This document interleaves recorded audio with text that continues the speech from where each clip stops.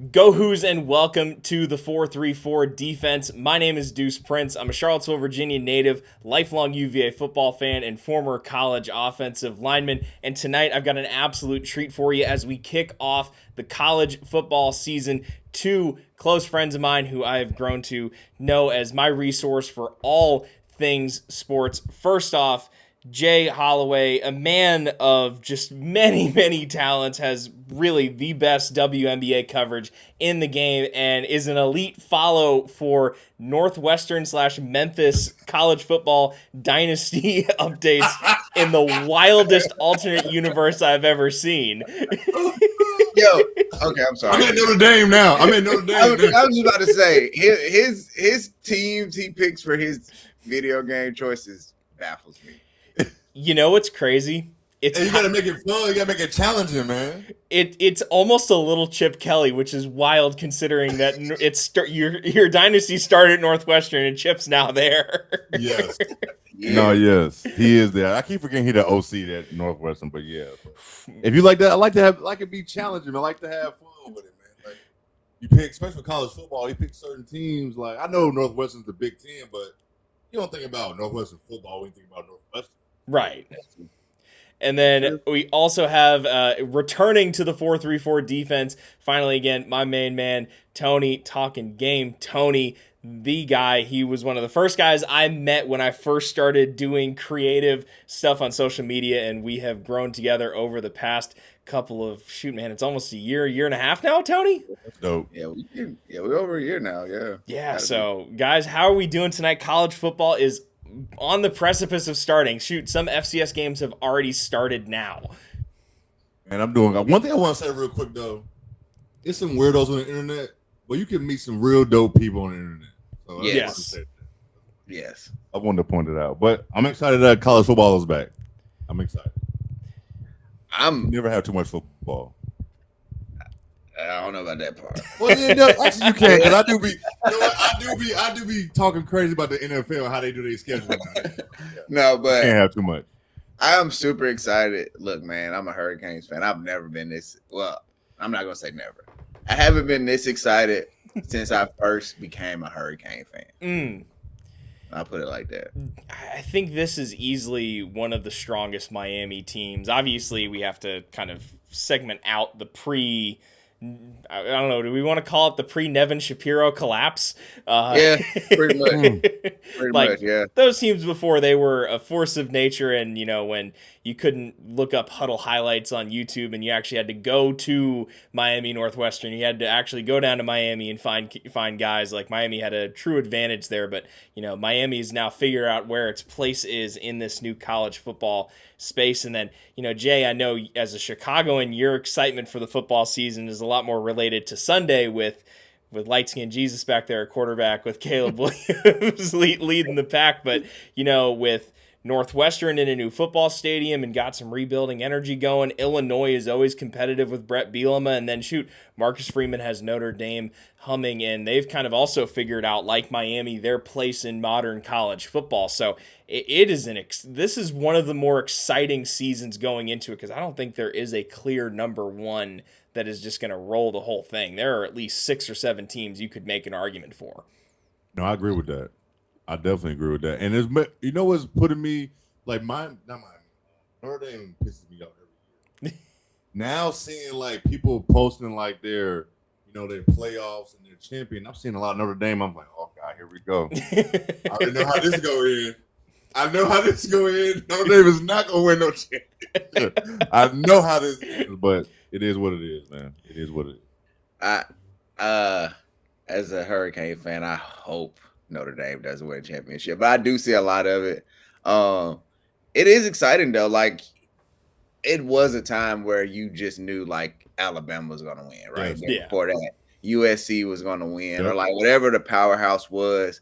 Outside of like LSU, right? Like with Joe Burrow and them, they kind of like they got real hot, and they just like people don't realize they were ranked outside of the top 15, I believe, to start that season, and they just got hot as a spoon in the Carter, and that's where you get to the championship. Yep. But I want to ask y'all something. Is a lot of bad to the NIL and what's going on with the transfer portal. But is this probably the best side effect of it? It's like all this competition throughout like 7 or 8 schools, or where you feel like they really have a chance to win a championship.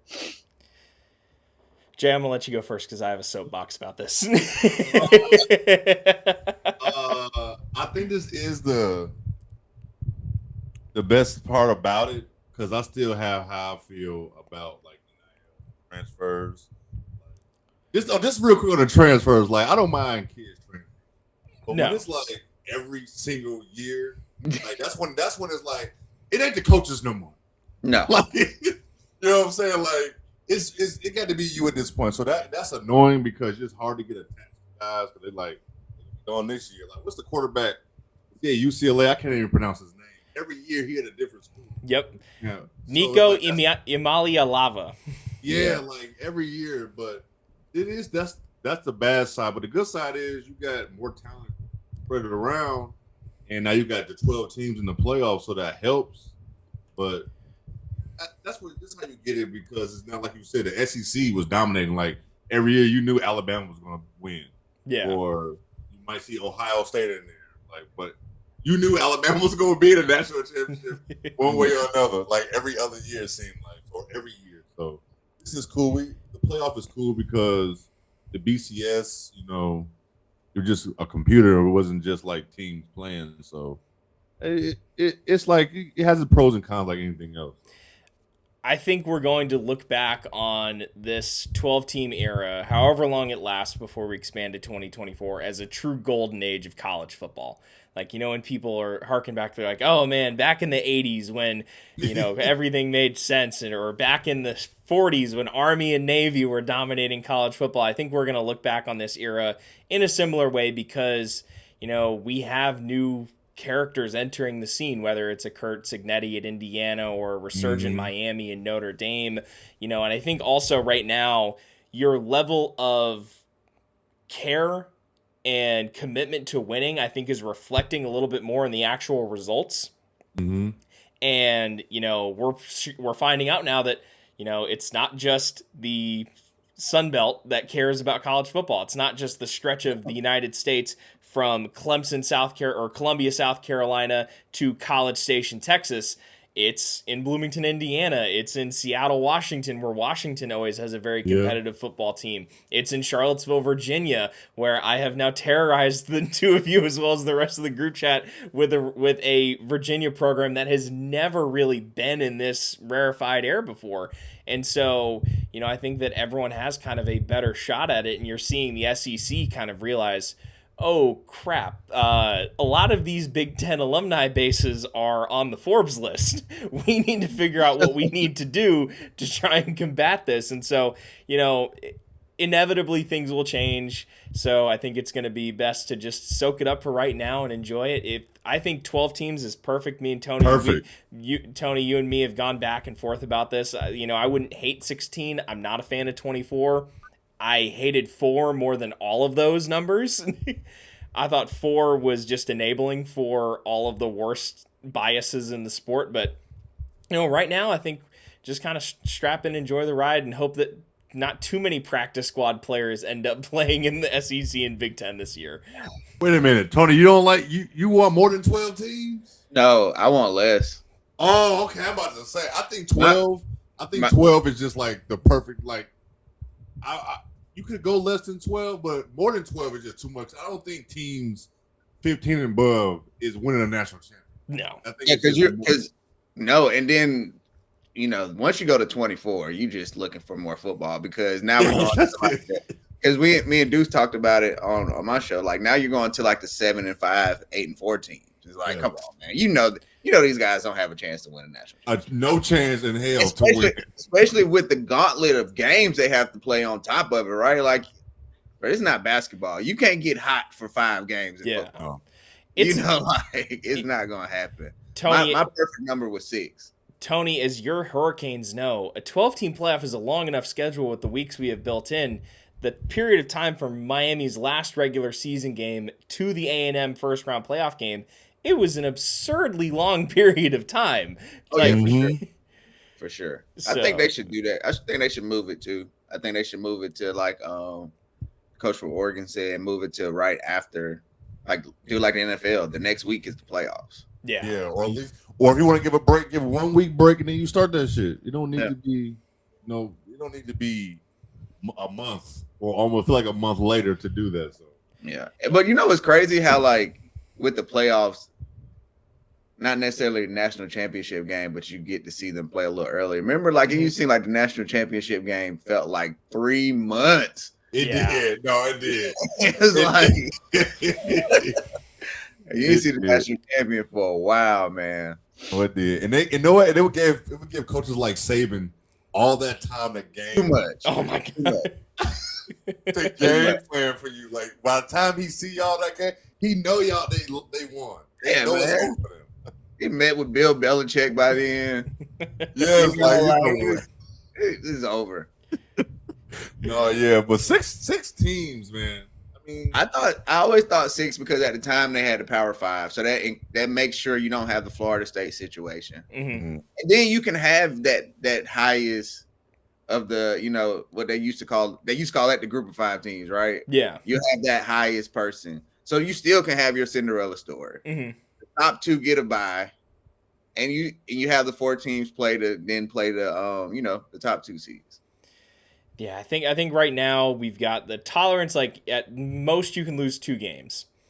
And I think, before you could at most lose 1 and you had to have a certain helmet sticker for it to make a difference. So I think right now, like if you can get to 11 wins, if you can get to 12 wins, like you're pretty much assured a spot in. And I think that's fine for right now, but any future changes, we'll just have to evaluate it as we go. We've watched a lot of really good college football games recently, but I wanted to ask the both of you, kind of throughout your history watching college football, watching this game, pick a couple of some of the favorite games that you've watched over your time watching college football. Tony, I'll lead off with you right here. All right. So I got 3. Okay. I got 3. I'm going to start with 2 that involve the University of Texas. Ooh. All right. I think I know where you're going. One, I think everybody knows where I'm going with one, so I'm going to go ahead and say it. It's Vince Young. What a game. What a game. You know what I'm saying? Like it's what a game. Oh my God. And you know what's crazy? I mean, offensively, Texas they were okay, but they made it seem like Vince Young had it was other NFL players on the Texas team, right? Yeah. But Vince Young played so well, you almost forgot. Yeah. But I mean, that was the David slaying Goliath in LA. Come on, man. Like that was crazy. And Vince Young kept his promise, right? The year before, he told them when they beat Michigan, I'll be back. Yeah. And in true Arnold Schwarzenegger form, he showed up. He did. The second game that includes Texas is them losing. This is them. I think it was 2005. It may have been. When was the Michael Crabtree game? That was 2007. 2007. I'm sorry. 2007. Yep. Michael Crabtree, Texas Tech Red Raiders versus Texas Longhorns. Great game. Was Graham Harrell the quarterback? Graham Harrell was the quarterback. Mike Leach was the head coach. Guns up. They had a kicker who won the starting kicker job because he won a competition in between the first and second quarter. If you can, yes, Texas Tech had a bunch of injuries at kicker, and so they had and unrelated to the kicker competition, they had kind of a, hey, if you win this drawing, we'll see if you can make a 30-yarder and then a 35-yarder. Well, it's Texas Tech fraternity, brother. This boy hits it from 35 straight down the middle, and Mike Leach immediately goes and says, hey, I need you on the football team. Wow. That's a funny ass story. That's funny. Hey, take one of the jerseys off the red shirts. They ain't doing that. Right. They ain't doing nothing. They not doing nothing.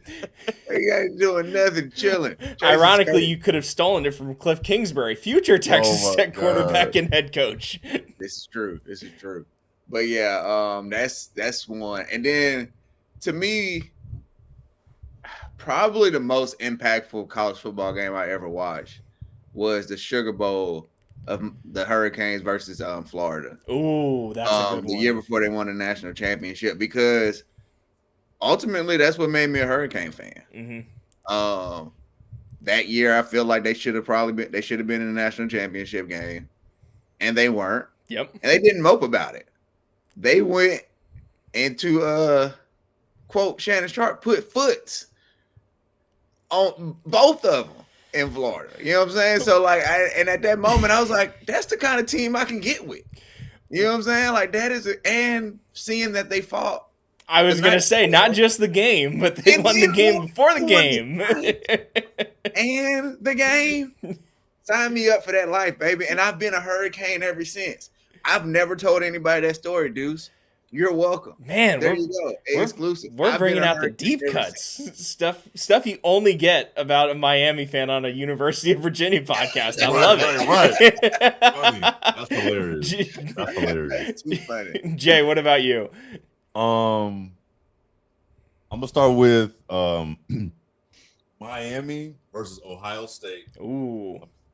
That was just, I'm sorry. I'm sorry. Maurice Clarett. I'm sorry. Didn't Maurice forget he get hurt that game? Yes. Come on, Yeah. bro. I'm sorry. But that game, just phenomenal football game. Like it was just really good. But I know that sucks. I know Miami lost. The Reggie Bush push. Notre Dame versus USC. First of all, when did it change that you could push players across the line anyway? Because I remember during that game, we was all like, he can't even do that. That's illegal. I'm gonna clip this so we can put it in the group chat, but you're gonna have to ask Clinton and his Philadelphia Eagles about that because that's their thing now. It is their thing. I've always wondered, when did that become a thing? When did that rule change? When did that become a thing? You could never. Come on, Reggie Bush push Matt Leinart across the goal line to win the game. Everybody was confused how they was able to do that, me included, and I'm still confused to this day. When did this rule in football change when you can push the ball carrier across the first down or around?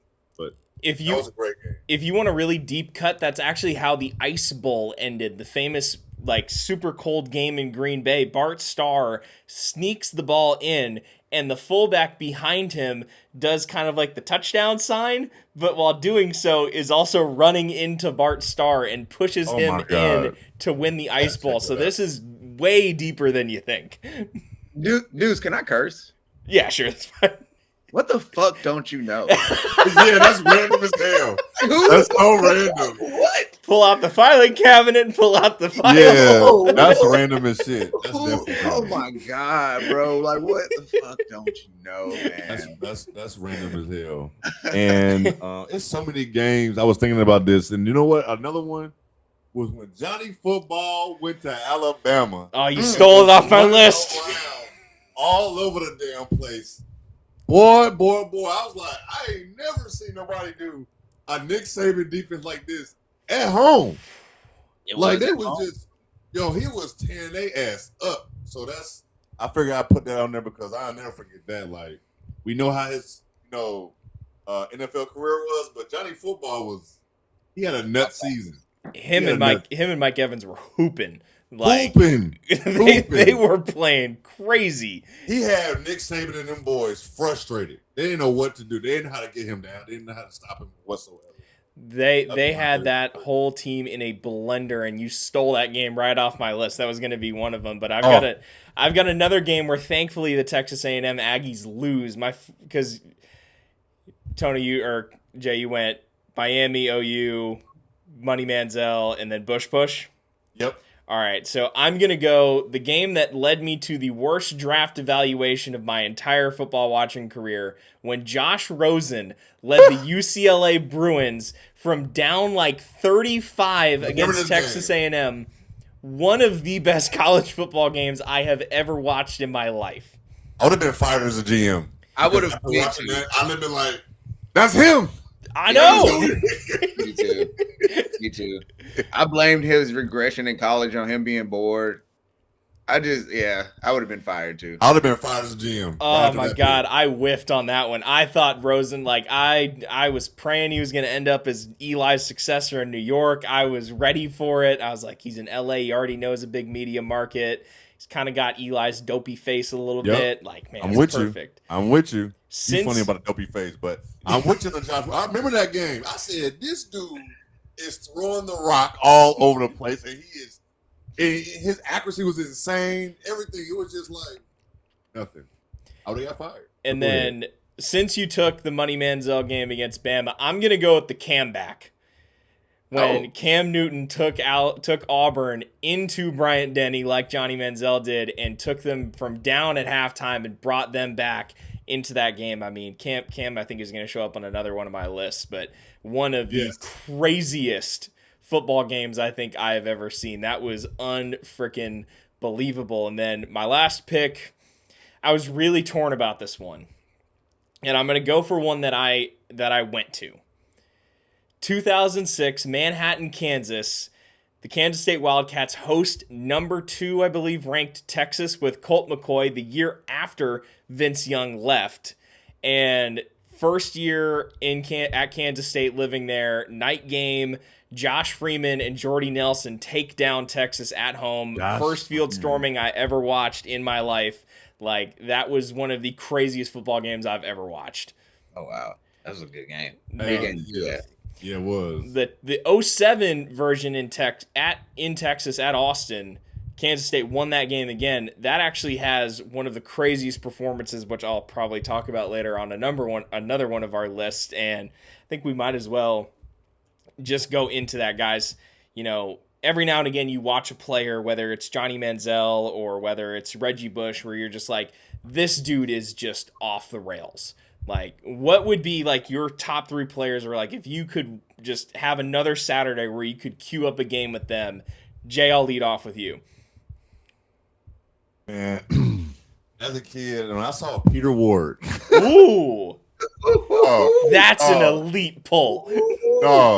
Peter Ward was just electric. Elite, snatching ankles. He was just doing everything. That's another one. If I was a GM, I would have been fired because... he was just so dominant. It was just, as a kid, you was like, yo, this dude is really like this. He's like a grown man out there versus other college kids. It was just, Peter Ward was just really insane. He was really amazing. But yeah, I know a lot of, if youngins, if you don't know who that is, go type his name in YouTube and he's going to blow your mind. Google him. He's going to blow your mind. Who he get drafted by? Cincinnati? Yeah. Right, that probably had a lot to do with it. But might not have been his fault. Yeah, it might not have been Peter. Like, especially at the time. Come on now. We're calling them the Bungles. No, you're right. Him going to the Bengals probably changed everything. He went somewhere else during that time. I don't even know who. Anybody else but the Bengals at that time, it'd have been just fine. Like, he probably could have did something with that. Yeah. But I think I'm about to take one of Deuce's again. Cam Newton. Yep, took it off my list. That season, like people like talk crazy about Cam Newton, you know, the media stuff, the way he dressed now, different things of that nature. But people, now you want to talk about somebody who didn't have nobody on his team. I was gonna say we were just talking about Vince Young and the lack of talent. They had, I believe Nick Fairley was the only other NFL player on that entire roster. Yes. Like, you want to talk about somebody not having no damn help. It was him at Auburn. Like, to win a national championship. Oh my God. Like, he really looked like a man against boys. Like, y'all know how big Cam is. So dominant. Yeah. He just do anything that year. Running, throwing, it did not matter. He was doing it all. And for my third one, man, it was so many different people. I was like, I'm gonna just go. This is probably easy to do. I'm gonna put them together. Reggie Bush and Johnny Manziel. Okay. Them two, I was seated. Like, I don't give a damn about USC or Texas A&M, especially Texas A&M. But I was seated watching Johnny Manziel. Like, this dude is a legend. Like, it was just fun football to watch. I missed that era, actually, of college football. That era was just We knew kids was doing illegal stuff. We knew kids was getting paid. We knew teams was lying about doing this, doing that. But it was a fun time because, wow. But those are my three. Tony, what about you? All right. Well, first, I'm gonna go LaDainian Tomlinson. Yes. LT at TCU. TCU, yeah. And people don't realize TCU was in Conference USA, and it was a different time in college football. Yes. All right.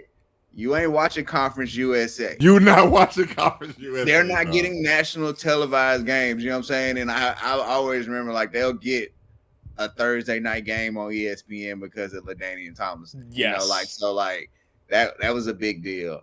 Number 2, I gotta go Michael Vick. Yeah. I do have another one, but I'll let you finish. I have one more. I cannot believe I forgot. I gotta go. Go ahead. I gotta go Michael Vick. And wait, did we clarify? Was this all time or is today? This is all time. Like we can. Okay, this is all time. Yeah, okay. all time. All right. I gotta leave Baby Jesus out. Well, but, I think with another year at his level, he's on this list. Yeah, for sure. Yeah, as well, especially as young as he is doing. But yeah, I gotta go Michael Vick, and then I gotta put a defender on here, man. Mm-hmm. Let's do it. And I'm gonna go in Ndamukong Suh. Oh, at Nebraska. Nebraska. Oh no, he was terrorizing. Game record. I remember the Big 12 championship game. The last time they probably was in the conference championship game. Yep. And him dominating from the defensive tackle position. Dominating, dog. Like it's crazy. And you know what? We all would have been real rich because he was a surefire pick. Yes. All right. And, and it translated very well in the NFL. So yeah, man, I'm gonna put a defender on there. I had just missed like seeing like Charles Woodson play. You know what I'm saying? Like really like being able to like absorb what he was doing. So he probably would have been in one of those. Mm-hmm. People I've watched highlights wise. Barry Sanders would have been in if I actually got to watch him play. Sure. But yeah, I'm gonna go with those 3. The last one I'm gonna throw in there, and I forgot about this dude because I used to watch him, stay up late and watch him. Rest in peace to Colt Brennan. Yes. This dude was throwing the rock off. June, what's his name? June Jones. Yeah, there we go. They was throwing the rock all over the place before that shit was cool to do. They was just damn. He had me up late at night on a Saturday or a Thursday, whenever they came on in Hawaii. I would watch him play. The visor and all. Will he get drafted to the Redskins or the Commanders? It was to Washington, and it was when Washington was going through like the meat grinder of quarterbacks. It was right before RG3 and Kirk. Yeah. It was like when Rex Grossman and Donovan McNabb were in Washington. It was a yucky era. I forgot McNabb was in Washington. Yep, that was a yucky era. Yeah, that's yucky. For my first guy, I'm gonna go with a guy who I alluded to briefly, who had in 2007 against the Texas Longhorns a punt return touchdown, a kickoff return touchdown, and a receiving touchdown, and damn near had a rushing touchdown. Straight off the wheat farm in Riley, Kansas, Jordy Nelson. Okay. Jordy at Kansas State was cold, man. Like, people kind of underestimated him. He was this kind of scrawny white receiver. Wore number 27 in college. Nasty. Like, this was crazy work. Nasty as a receiver. Nasty. Gross. Jordy did not care, and Jordy was just about that action on the field, and he was electric. Tony, I'm going to steal a future Carolina Panther from you. Watching Luke Kuechly at Boston College was genuinely that entertaining because he was still, like, he was Luke Kuechly even before he got to the league. Yeah. Like, I wanted to make sure I had a defender on here because I think he might be the most intelligent football player that we've seen this side of maybe Ed Reed and Peyton Manning. Like it's a rare group that are that talented and that able to play the linebacker position that well. And then for my last guy, this is kind of in the vein of your Vic pick, Tony. Lamar Jackson at Louisville was so special. He was fun. That's a good one. Man, That's a good one. Boy, that That was game fun. against Carolina, whew. That was fun. the That game was against fun. Syracuse, 8. What do you have? Like 7-8 against Syracuse. Oh, sweet baby Jesus. Man, It Lamar was was fun. just straight hooping. Bobby Petrino had that offense schemed up perfectly for Lamar. And, like, truly, I would say probably gave the death nail to the we need to convert this stellar college quarterback to another position. Yeah. Like, Yeah. when the backlash came out or when the kind of skepticism came out about Lamar being able to play the quarterback position at the NFL level, and when he shut that thing down, all of a sudden you saw guys that would have been converted into a wide receiver or not drafted at all or would have been ended up in Canada now getting drafted and playing at a Yep. high level. Like, I don't think we talk enough about how Lamar advanced the progress of the black quarterback almost as much as a Doug Williams or a James Harris or a Donovan McNabb. Like, he is in that conversation, to me at least. Yeah, because he also showed that I can even improve as a passer because he has improved as a passer. Like, he's Yes. dropping the ball in the bucket now. Like, Yeah. yes, he wasn't doing that at first, but he's definitely improved. So I Yeah. agree. He's helped a lot with the black quarterback stuff, stigma. He Yeah. definitely walked so Cam Ward can run. Oh, yeah. I You know mean, what so I'm saying? Cam Ward can run, so Jaden Daniels can run. So like all of these like dudes that aren't necessarily the typical quarterback frame and style of play. Like that, Lamar was just a different animal. You know, Yeah. one thing I wanted to also kind of project out with you guys. We don't have to do all 12, but Okay. let's take the 4 conference champions out of the SEC, Big 10, ACC, and Big 12 that are going to make the college football playoff. Tony, I'm going to lead off with you. Well, the ACC is, come on now. You know. It's all Yeah. Yeah. if it's not y'all, something terribly happened. Well, you know what? We might have a UVA team waiting for us in Charlotte. You know what I'm saying? They come out for 11 wins. Yeah, I'm just saying. Like, SMU's not gonna be bad. I'm Do worried not about put that bad juju on me, Ricky Bobby. No, I ain't gonna do that. I wouldn't do that. But yeah, ACC, I got my Hurricanes. Yeah. The Big 12. I'm gonna keep it with Texas Tech. They better make all that money work. Mhm. Like, that would be a huge failure if they spent $40+ million on NIL and they don't make the playoffs. Yeah. Same for Miami, by the way. Hey, we got expectations and I want them met. Mhm. All right. The Big 10 is interesting. It truly is. I'm not gonna say it yet, but depending on what happens with Indiana after this year, I will never bet against Kurt Cignetti again. But I will this go round. He hasn't gained absolute trust just yet. He said, "I am right now." Yeah, he doesn't have absolute trust just yet. He gotta come on now. Consistency. Yeah. I feel like I'm gonna regret this, but Oregon, this is the year they get over the hump and win the Big 10. Okay. I feel like please don't make me feel crazy, Oregon, but I think they do it. Yeah. And for the SEC, scheming ass Lane Kiffin gonna make it happen, bro. I think LSU and the SEC. Yeah. Tony Sachery's spicy there. I like it. Yeah, he's shiesty, but he's shiesty as all hell, boy. He put together a good team. You know what I'm saying? Like, He did. That's all that matters, you know. And I think he makes it happen. I really do. Man, how do we not name a single LSU player? I'm just gonna retroactively put Patrick Peterson on my top 3. Oh, yeah. The Honey Badger. And the Honey Badger's another one. Oh my god. Yeah, let me just look through all the number 7. Everyone who wore number 7. Hey, Honey Badger was nuts. Matter of fact, no, Leonard Fournette. Oh my god. It's a lot. Matter of fact, for your boy, I'm gonna name Darius Geis is my favorite college football player. Ooh, he was really good. He was a great number 5. Also played for the Washington football team. Bad news in Washington. No, they was so yeah. Man. Yeah. Jay, what about you? The ACC, I'm going Miami as well. Yeah. For for obvious reasons. Yeah. Big 12. I'm going with BYU. Storm and Mormons. Wait, does that quarterback still wear 47? Bear Bachmeyer. That shit was pissing me off so Yeah, much last year. Can't It's go like, with it. Like Pop Warner, man. Like, what we doing, dog? Can't go with Ain't it. no damn 10 years. What we doing, Yeah. dog? Yeah, nah. I don't trust that.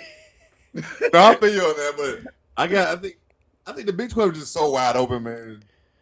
Wait, hold on, real quick. Jay, you saw that Texas Tech just got their quarterback, right? Yeah, they did. I'm gonna still go with BYU. If you want some great Thomas Castellanos film, be sure to watch Virginia versus Florida State. Yeah, that's true. We're gonna be doing this for the next 20 years. That fucking game. Yeah, we are. We definitely are. Who else had it? Big 12, ACC. Oh, the Big 10. I've been going back and forth with Oregon and Ohio State. Still, Oregon will have to show me, so I'm going with Ohio State. Yeah, you can't be mad at that. Like, I want to pick Oregon, but it's like Oregon just been letting everybody down forever. Forever. So I'm gonna go Ohio State. The SEC, I wanted to go with LSU as well. Then I was like, maybe Texas, but I'm going with Georgia. Oh, okay. That's what I'm going with. I'm going with Georgia. It's always a safe bet to go with a team coached by Kirby Smart. Like, yeah, I'm going with Georgia on this one. That is never a bad bet. I'm gonna ask y'all this though, real quick. Do y'all think Alabama's gonna miss the playoffs? Yes. I think so too. I think they're going to be a better football team this year and miss the playoffs. Yeah, I think they were a fundamentally flawed football team last year, and Indiana just undressed them on national television. That's the only like description of it. They were undressed. No, they were. Well, Indiana was working at the booby trap because a lot of people got undressed in the playoffs by him. Yeah, they did. But I mean, Keelan Russell, like, he looks solid at Alabama. Like, I think he'll be good. I think they're gonna probably build this thing for next year. They'll be great in the Citrus Bowl at 9-3, and people will still be calling for Kalen DeBoer's job, even though I don't think that's a bad performance. Like, it's tough coming after a legend. You want to be the person that comes after the legend. After Nick Saban. If you ain't win a national championship in the first year, it's just like it's your head. They wanted his job after they lost to Florida State.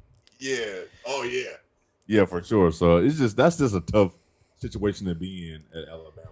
I know that's probably a dream job, but after Nick Saban, guy after the guy is a really tough job. The only guy who really well and truly like exceeded would be Tom Osborne at Nebraska.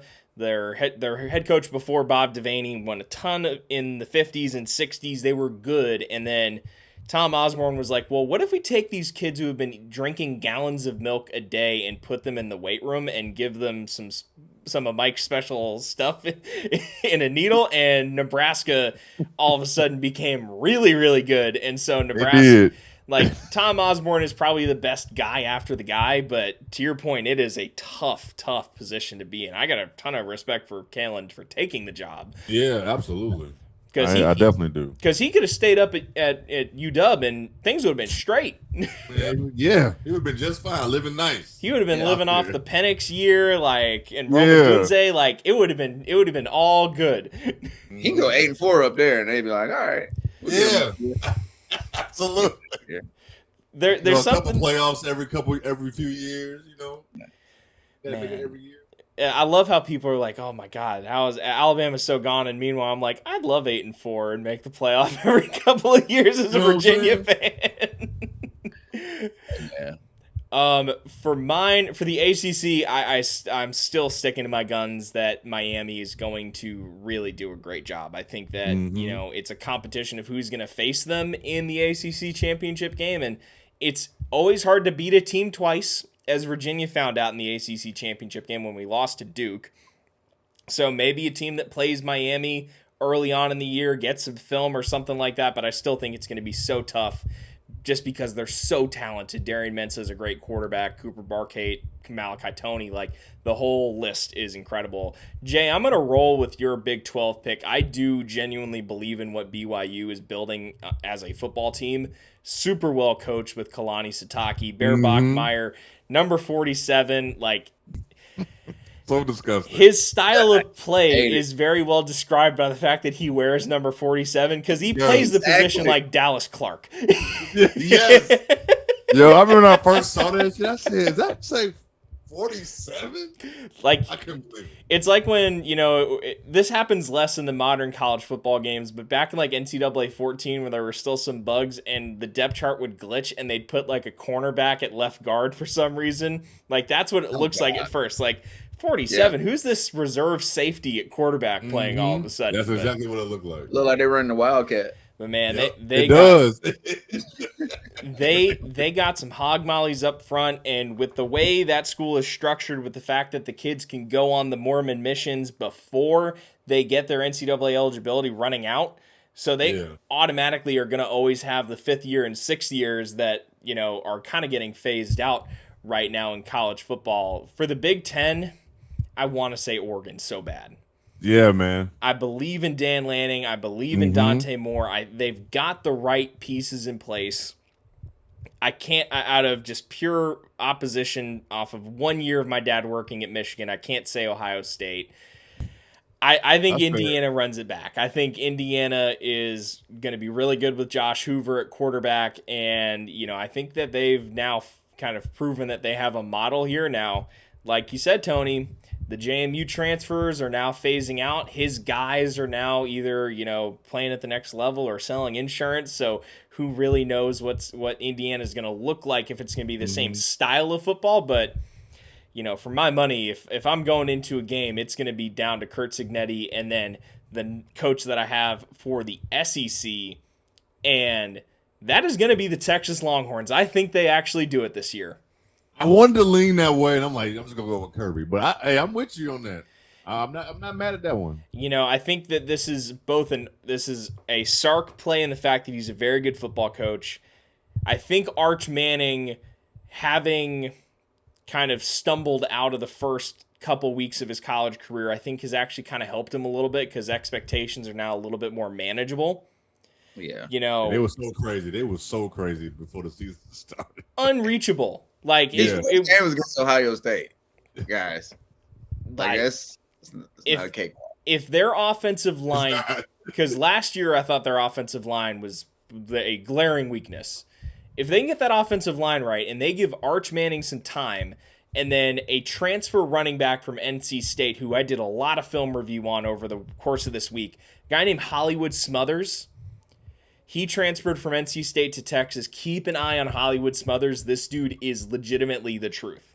Like, he's going to get into the SEC, and he's going to be just fine playing against an SEC schedule. And, man, I think it's going to be, Oregon I still think makes it. I think anyone between, Michigan, Penn State, and Texas A&M kind of surprises the party and makes it in when they're not expected to. Like, Kyle Whittingham. You never know, and I'm never going to doubt a Kyle Whittingham coach team, and maybe Bryce Underwood is the quarterback that we've been told he's going to be. And then, like you said, Tony, maybe the Virginia Cavaliers come out of nowhere, but I am perfectly content with 10-2 and us going and playing in the Gator Bowl again, or another, or in the Pop-Tarts Bowl or something like that. I want Virginia to show this year, kind of like Indiana, but at a more reasonable scale, that last year was not a fluke. And I don't think it is, with the fact that we've got our offensive line consists of a 5th year, a 6th year, a 7th year, a 6th year, and a 5th year. Jesus Christ. Oh, yeah, y'all solid. We got some old ass dudes on the offensive line. Jesus Christ. It's out of control. That man says 7 years. The 7th, so one of our 6 years got to use his regular red shirt to get to the 5th year. The 6th year, I believe, was COVID, and then the next year was actually anyone who was on the Virginia team when that awful shooting happened on campus. they ended up getting another year of eligibility because the last 3 weeks of the season got canceled. Oh my word! So our kicker, like two guys on our offensive line, our punter, all of them got into the ability to like kind of naturally get to a 7th year without even having to file an injunction. Oh wow! Like it was just straight up. Wow. Hey man, my boy got cheap insurance. You reach a certain age, that insurance go down. We all feel a little relief. He's feeling the relief, guys. Oh my god! But man, hey y'all, hey. Since we talking about college football playoffs, y'all got any surprises that's gonna make it? ooh, It's gonna look. ACC's getting 2 teams. mm-hmm. All right. So Virginia or SMU, figure it out. How y'all feel about Clemson since you talking about ACC? I don't know. I think they lost the mojo, bro. I think they lost the sauce. They And had you it know for what a the little sauce bit. They had was? it. And it's hard to keep people. But man, once Brett Venables left, it's like the soul left. Mm-hmm. Like you needed that highlighter ball cap on Yeah. the sideline, man. It's never the same when you lose somebody like that. And I think that was a big deal. So yeah, that'll be good. Dabo Swinney's not a bad coach, and he's always gonna be able to. I think we talked about that Deuce. Yeah. It's probably somebody in 8th grade right now that could throw the ball a mile away in Georgia that Dabo's gonna be able to get. You know, he's gonna always get that guy, but Yeah. not right now. I mean, Clemson is one of the most fascinating teams in the country because, like, everyone at least in the ACC still has a little like Clemson PTSD. Like, no one's really willing to admit that this isn't the program. I could see them being in the penthouse or the outhouse this year. I literally have no idea where they're going to end up just because it's going to be. Last year was so weird with how highly touted Cape Klubnik was, and then their pretty good game against LSU, and then just kind of floundering the rest of the year. So it's going to be tough. I mean, surprises. I think Washington is actually going to be pretty solid. You cannot, I cannot be sold on this version of USC. I just don't think they have I don't think they have the horsepower right now. Inside the SEC, I mean, I think Florida actually has a better shot than a lot of people realize. Like, Florida is going to always be a tough place to go and play and win football games. You know, Vanderbilt is still going to be pretty solid. Like, they're never, like, I don't think it was just the Pavia show. Like, him physically, it's not like we're talking about Cam Newton, where it was just like Cam Newton being physically more dominant than the rest of the SEC. Like, Pavia was what Pavia was. So, you know, Vanderbilt's still going to be solid. And then, you know, like Tony said, the ACC is always going to have someone come out of nowhere. My money's on Cal. If you have not watched Jaron Kiave Sangapulatele, quarterback, the lefty, y'all gonna learn how to pronounce this name across the country, and like we're gonna see people say JKS, kind of like Tua, but like this dude is the truth. Another lefty Polynesian quarterback. Yeah. Hey, look, them Polynesians, Pacific Islanders, they can throw the football and they can wrestle. They can. That's 2 things they gonna do. Yes, they can. They gonna sling that pigskin and they gonna wrestle. Did you see homeboy at quarterback, the high schooler? Fat boy Kuatase? No, I didn't. 5'11", 250-pound quarterback named Fat Boy? Yes. Oh, hey, there we go. That's hey, imagine a quarterback sneak with him. Man, well, and then Ball State has another 250-pounder. Where's that? Every time. That's crazy. Like, that's crazy. They got some big boys playing quarterback. Hey, I know we getting about to end soon. But it's a conversation. Something I want to ask y'all. To be talking about teams surprising you. How do y'all feel about Colorado? Ooh.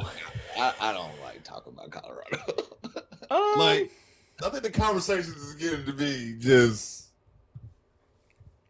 out of control. I don't know. Because, like, Prime, like... We just like Prime. People just like Prime. That's it. That's it. People get married for saying that. That's it. They just like Prime. They don't...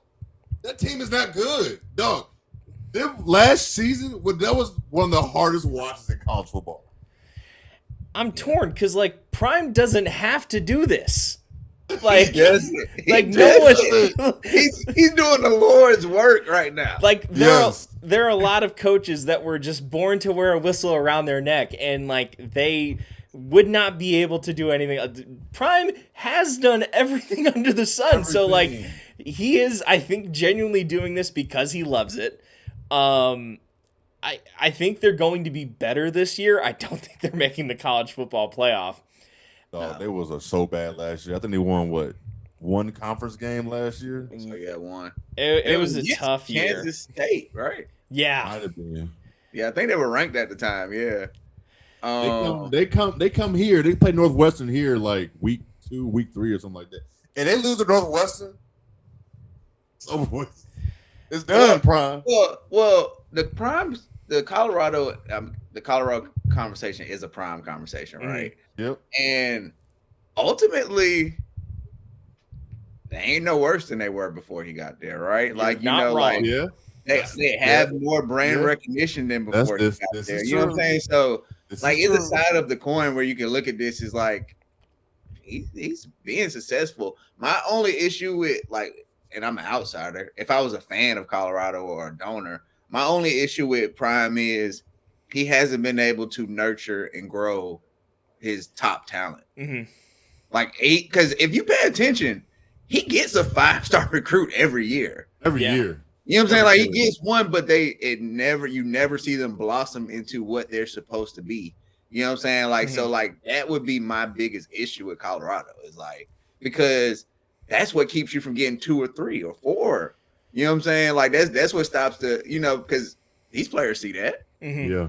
You know what I'm saying? Like, so Colorado is a lot like North Carolina as a football job. It's in a beautiful city with a ton of natural beauty, and you can easily get to a lot of really good football recruiting pretty easily. You can get to California from Colorado pretty easily. You can get to Texas from Colorado pretty easily. And people from around the country do love going to Boulder, Colorado. Yeah. So that's in their favor.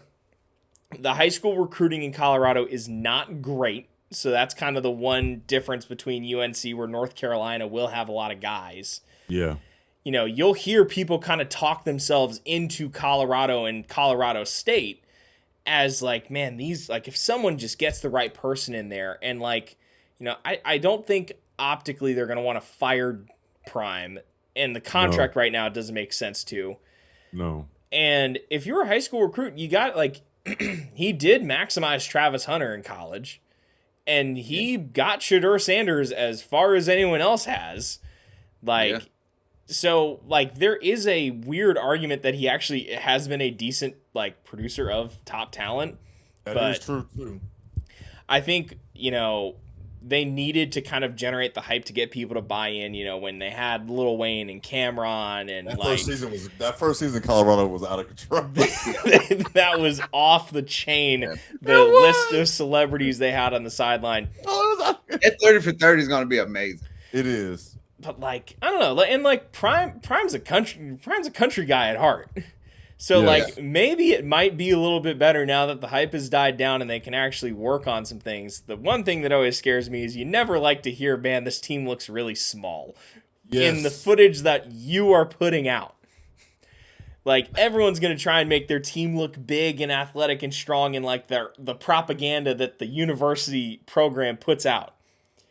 The fact that the best footage they had makes the team look pretty small, I think it was some bad camera work, but I'm also kind of worried about that. Yeah, I think it's some of both, because I've actually had Colorado fans come in my throat on Twitter about this, and I'm like, yo, these dudes are small. Like, these are small. I get it. Like, they had a receiver on there. He was little. Dude was small. Like, that was always, but Prime always talked about it. Yo, we're not big in the trenches. Mm-hmm. That's the problem. Like, Prime gonna have athletes. Yeah. Gonna have athletes. But it's that D-line, not O-line. Well, when you get the number one tackle in the country as one of your recruits, you have to keep him in the building and make him out to be a first round draft pick, right? You can't he can't be in there looking at his draft stock go down the drain. You feel me? Like I say, and the other players look at that. Yes, they do. You know, it's like, you know, because I think about, you know, people would say, yeah, Shador, he maximized Shador. But let's be honest, the offense was tailor made for Shador. Yeah. You know what I'm saying? Like, I can't remember who the running back was. You know, so like, facts. Matter of fact, the running back looked at Deion Sanders as his father and got so upset he transferred to Kansas State. Yeah, that's right. Yeah, he did, yo. So that lets you, you know what I'm saying? And it worked out for all parties involved, Travis Hunter, Shador, and Prime. But like, did he have a plan after Shador and Travis Hunter? Right. I mean, they've got Brennan Marion this year. If you don't know, he's kind of the progenitor of the go-go offense. If you've ever seen that playbook in College Football 27, it's kind of a play on the triple option and how you can maximize a smaller offensive line. So I do think they have the scheme to kind of shield some of the deficiencies. I just look at the tenure there right now, and I think if like the thing they need is their own version of Ed Orgeron. Like, kind of a top lieutenant for Prime that is really emphasizing the trench play. Because, like, if he had someone like that, you know, because Lane Kiffin is able to focus on all the bells and whistles. He can focus on going to the touchdown club of Baton Rouge and recruiting the quarterback and recruiting the wide receivers. He don't have to worry about it whether they're going to have some nose tackles that are going to be able to stop the run. Because Ed Orgeron's going to make sure that, like, that group's ready. You know, every staff kind of has to have an ability to balance out what each coach does and doesn't do well. And, like, I feel like right now they put all their skill points into the flash and pizzazz. And, like, you know, you need sauce to have the sizzle, if that makes any sense. Facts, for sure. So, I just wanted y'all thoughts on it because I know it's a hot topic. I'm glad you did bring up, like, them being small, people talking about it. I mean, it hasn't looked good, to be honest. So I'm rooting for Prime. I don't want to see him. I don't think many people do genuinely want to see him fail, but I think everyone right now is a little suspicious of what's like the product. Only the Jackson State fans want him to fail. Man, for sure. Who is Swack, Jay? Who is Swack? Oh, damn. I didn't say it, y'all. I tell you what, man. Damn. You know what? I'm not superstitious, just a little stitious. All right. Lord have mercy, that man. I didn't say it, y'all. As someone who has had family members at both MEAC and SWAC institutions, I gotta say, I know I'm not SWAC, but I know what SWAC might not be and might be. So, but Jay, Tony, thank you so much for coming on the show tonight. Tony, where can the wonderful people find your stuff? On all social media, as you can see above, Talking Game 1. No G on Talking, Deuce. Is it just one G? Oh my God. And he put Talking Game. Yeah, come on. Deuce. What you say, Hammer? Proper. Right. But yeah, it's Talking Game 1 on all social media. Tony Talking Game on YouTube. We drop at least one episode a week.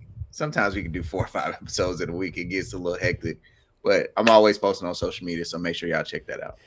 And Jay, for you, man, you can find me personally on the socials that you see, BlackManJoy_. Also, if you like women's basketball, Best Damn W Show on all socials and on YouTube. You want to check us out there. I'm going to have to get an invite for the Kimora Johnson draft party episode because as Virginia fans, we don't play about our women's basketball. It's kind of entering kind of a new age with keeping Kimora and that team that made a great run last year. So if you are interested in more W content, follow Jay and then Tony. You are all over the place. We go deep on Virginia football and college football here. You are the most multifaceted sports person that I know. And I so appreciate it. to our viewers, check out both Jay and Tony for their stuff. They truly make amazing content, and they're great people as well. To our viewers, thank you so much for watching. If you've made it this far, it's clear that you love UVA football and appreciate what we do here on the 4-3-4 defense. Before we head out, we do have to ask a question because we have a first-time guest on the show. Jay, Bodo's Bagels is a Charlottesville institution, and I imagine you have not been to Bodo's Bagels, but standard bagel deli shop. If you go to a place like that, say you're in Charlottesville, I've drug you to a Virginia football game. What are you getting at Bodo's? Yo, you know what? When you sent me that, I forgot to even look at the. I forgot to look at the menu. What's your deli go to? What's your deli go to? Do they have breakfast sandwiches and shit there? Oh yeah, on the bagel. Man, let me do that. Let me get a fried egg with a little run on it and a sausage and cheese on a regular bagel. Yeah, I do like a regular bagel. That's it. What? A little run on it. No bev. So what? A little run on it. A little run. Yeah, on the egg. On the egg. I know what you mean. Yeah. You don't get no egg on your burgers? No, man, I need my egg fried hard, bro. Man, you being too black. Yeah, black and black. Black and black, y'all.